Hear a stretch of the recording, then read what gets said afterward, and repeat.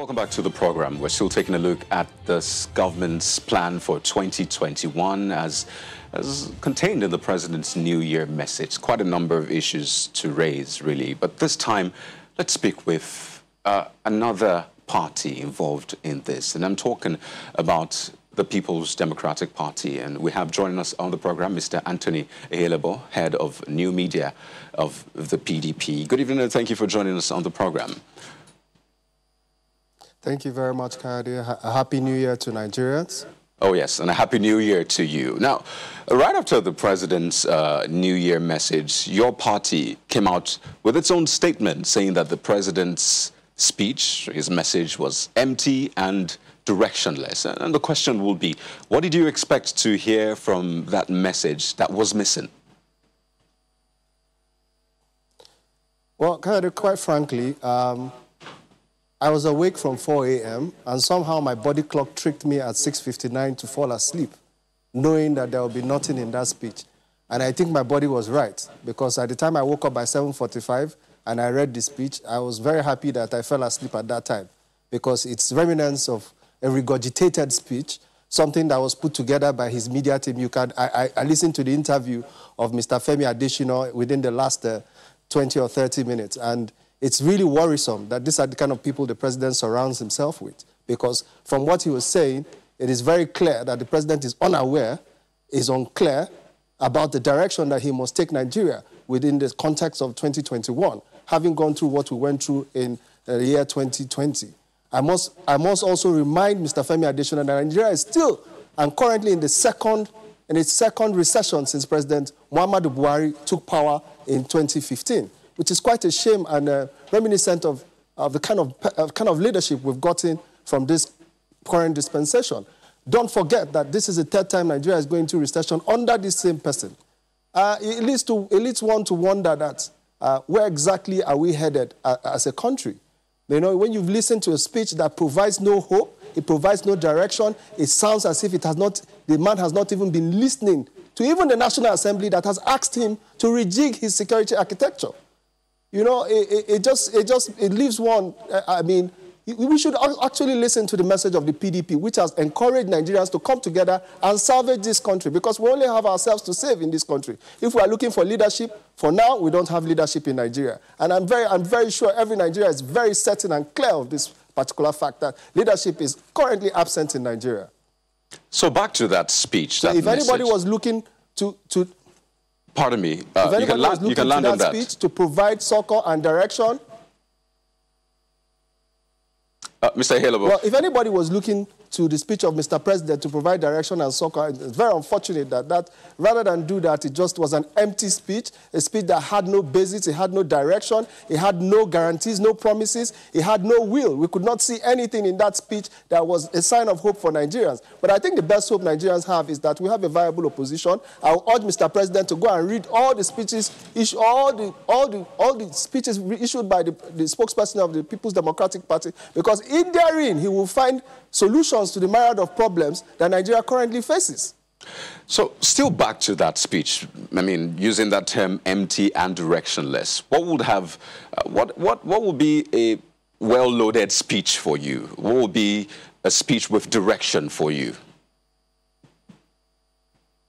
Well, first of all, we would have expected the president to look at his security architecture and find out what's missing. You can't have the same service chiefs for the last 5 years and continue. You know, there's a saying that if you continue to repeat the same thing and you expect a different result, that begins to lead to the term of madness. Because as we are in Nigeria today, I can assure you that nobody can conveniently say he will drive his car from Abuja to Kaduna safely, and he will be confident that he will have safety along that road.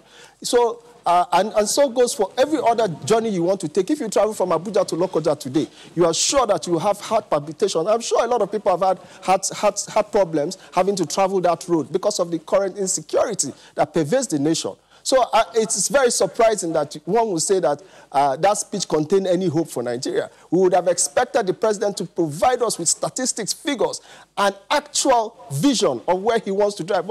I mean, you never that could not have bet, we say in legal parlance. You can't give what you don't have. Because if you look at the composition of his cabinet, look at the composition of the people around him, you can tell what to expect. Look at the person that just spoke earlier, the spokesperson of the president. Look at how he He trivialized the issues of Nigerians, how it looks so simple to him that Nigerians do not even have any problems. Well, I'd advise Mr. Femi Adesina to take a walk and go to the several markets around you. If he's in Lagos, he should go to Alade Market or go to Balogun Market and make that kind of statement and see what people will do to him. Because he is unaware that Nigerians are desperate, crying. Nigerians are hungry. Nigerians lack security. Nigerians have turned to providers of their own security. Every neighborhood in that Lagos that he's making that speech from has his own vigilante that they are paying. So we have become local governments of our own. Even in my state, in Edo State today, cannot be provided with security because the governor is almost looking helpless. He doesn't command anything. He doesn't control the security apparatus. If the president was serious about providing security, I'm sure he would have looked at the security architecture and looked for the most effective way to provide security for Nigerians at this point in time. A retired general. It is such a shame that we have come to this place as a country. Well, speaking of security, the president promised to be more proactive and preemptive. And I was speaking with Mr. Adesina on what that specifically means. You say your party has provided alternatives, has provided ideas. So in that area, briefly, what will be proactive and preemptive for you in this new year?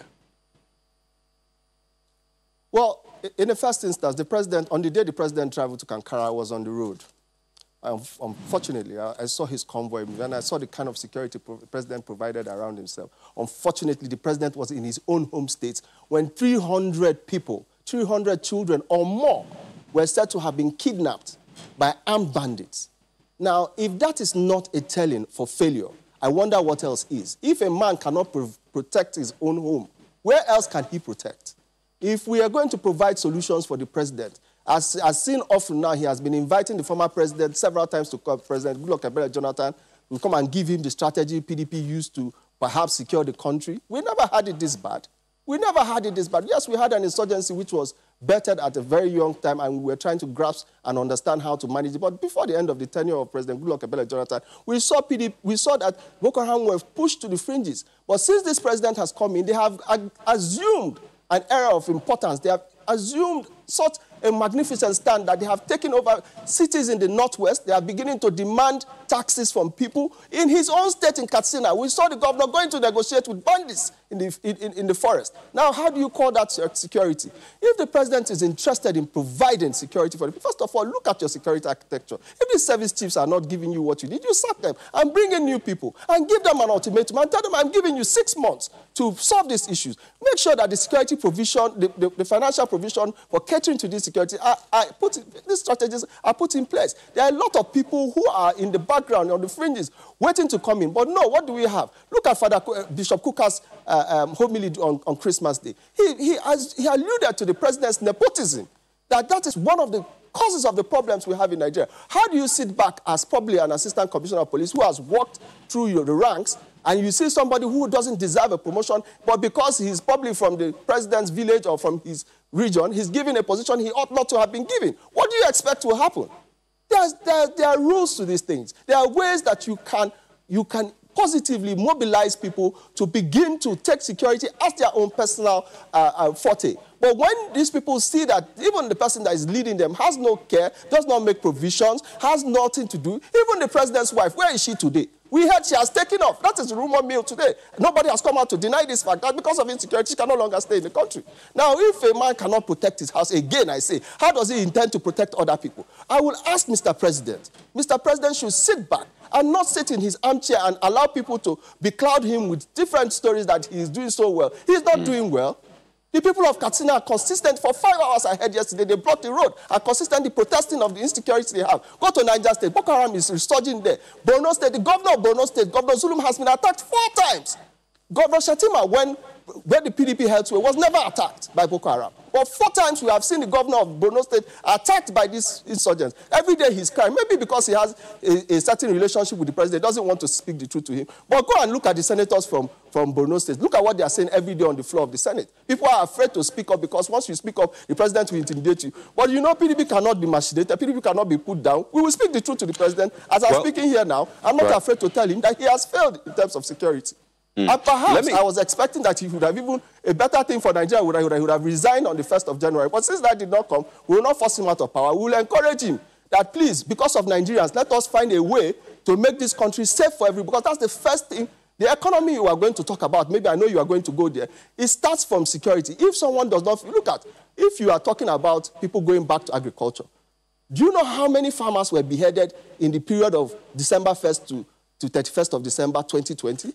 43 farmers, rice farmers, people that produce our rice, were beheaded. And a spokesman of the president said they did not get permits before they went to the farms. Does that not tell you that we are not thinking in this country? We need to provide security first for our farmers before we start encouraging them to go to the farm. Because if I go to my farm and I am not safe, I will not go to the farm. Let me also get your thoughts on this, Mr. Ehilebo. The inputs are not even there for them to go. If you put the inputs, they are big. Right, pardon me. Let me also get your thoughts on this, because it's tied together. Corruption is at... Pardon me. So we talked about consequences earlier on, and I got Mr. Adesina's response regarding what will be the consequences, because the president's speech sort of, gave us a picture of what to expect. And the question will be, what would you think the consequences should be if the government does not meet up to these expectations that they have set? You see, one thing I spoke about during the NSAS protest was that it was a glimpse into the future of Nigeria. Even the so-called priest that supports the president gave him a prediction that Nigerian youths will cause an uprising in 2021 if the president does not pay attention to them. We saw a glimpse of this in the NSAS protest. It is very important that we begin to take the aspirations of young people. You know, yesterday or so, on the social media, a young man, Muyiwa, posted that he had passed his IELTS after 5 attempts and that he was leaving this country for good. The brain drain in Nigeria today is at an alarming rate. The president needs to sit down and understand that the consequences of not providing a viable economy, a security-conscious Nigeria, a security fortified country for people to be able to operate and be able to provide for their families is one that spells doom and anarchy. Nigeria is at the precipice as we speak. Nowhere is safe or secure in Nigeria today. I doubt that there's any state. Imagine an auxiliary bishop of the Catholic Church in Owerri Diocese was kidnapped and recently released just 2 days ago. How do we explain this? When did we get to this point? Nobody, soldiers are even being kidnapped on the Kaduna-Abuja Expressway. Soldiers of the Nigerian army are being kidnapped. So who is safe? Who is safe in this country? The consequences of this is that you will not have investments. Investors are afraid to come into the country because they are not sure that when they come in, they will have security, or that the government itself, even by its own actions, will give them equity and justice, that if court judgments are given, the government will obey those court judgments. Now, a very important point that I must make is that there must be, like you said, consequences for actions. I want to ask a question. A number of children were kidnapped in Katsina. These children were freed. Till today, have we seen anybody arrested for this crime? It was a crime. But we are hearing that these people were giving money to release those children, and they are today rich men wherever they are. So we are yet to see a country that gives consequences for actions. So if people commit crimes, as these people are, and they are nothing but bandits, they are not fostering any religious. Boko Haram has no religious indoctrination, because I know they kill both Christians and Muslims. So we must not take them or pamper them that they are from a certain region or that they are following a religious doctrine. No, they are not. They are certainly criminals. And we must begin to see, how many times have we seen a high-level Boko Haram suspect tried and convicted in a court of law today? I dare say that we do not even have anyone that we can point to and say this has happened. People are not being indicted. It took the UAE arresting top officials that were not even mentioned, their names were not mentioned, of this government, and prosecuting them in the UAE for illicit financial flows. Have we seen that happen in Nigeria? Instead, young children accounts are being Mr. Ehilebo, so let us even quite a number of issues into the nitty-gritty of what we need to do. We must begin to see consequences for actions that people take. So if kidnappers kidnap people, or terrorists or bandits are arrested, they are I have heard tales that these people will... Mr. Ehilebo, just so we can get your response to some other issues. Pardon me, just so we can get your response to some other issues, because there are quite a number of them. As we wind down on this, the president also spoke on partnerships, and he said that your voices have been heard, and we will continue to listen to you. and all the key stakeholders who are committed to the unity of Nigeria to ensure that every region of this nation is safe for all. In some sense, the president is talking about partnership. So as we wind down on this conversation briefly, to what extent is your party willing to partner with the president, with the government, in solving this challenge of insecurity and others? Kade, you know, I referred you back to all the speeches Mr. Kola Ologbede, the National Publicity Secretary of the PDP, has, and all the statements, press statements he has released. Those statements are words on marble. If the president would subsume his pride, he has asked President Jonathan to the Villa several times, he might as well take time to go through those press statements, because in each one of them, there is an advisory given to him on what to do. Sometimes I even feel upset that why is the PDP giving this president expo on what he ought to have advisors that should tell him? Maybe these advisors or the people he surrounds himself with do not tell him the truth. But he may want to choose to go back to those speeches, look at the content of those speeches, and see where he can take direction from them. Because otherwise, he's only just playing to the gallery. He's an armchair president as far as we are concerned, because we don't see any results of any actions. In fact, the speech he gave today, we know that it will not by tomorrow. That's the end of that. Well, Mr. Ehilebo, you know what some political scientists will say? They will say that the opposition is meant to be some sort of alternative government for the people. But would like to thank you so much, Mr. Anthony Ehilebo, who is the head of New Media, People's Democratic Party. Thank you so much for sharing your thoughts with us on the program. And we look forward to having more robust conversations with you in the future. No problem, anytime.